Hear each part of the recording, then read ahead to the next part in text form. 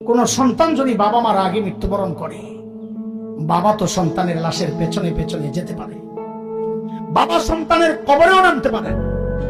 বলে কেন? বাবার কলিজায় কি মায়া দয়া নাই? আছে। বাবাও চিৎকার করে করে কান্না করবে, কিন্তু বাবাকে আল্লাহ ওই শক্তি, সামর্থ্য, মনোবল দিয়েছেন। বাবা সন্তানকে দাফন করে শোয়া কান্না করতে করতে উপরে উঠতে পারবেন, ওই শক্তি আল্লাহ বাবা দিয়েছেন।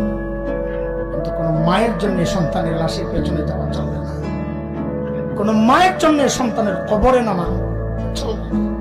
কেন? দুনিয়ায় এমন কোন মা নাই যে সন্তানকে দাফন করার জন্য কবরে নেমে সন্তানকে শোয়া দিয়া ওই মা আবার সুস্থ অবস্থায় উপরে উঠবেন, এমন কোন মা নাই। সন্তানদের শোয়া নিজ লাশ হইয়া শুয়া পড়বে।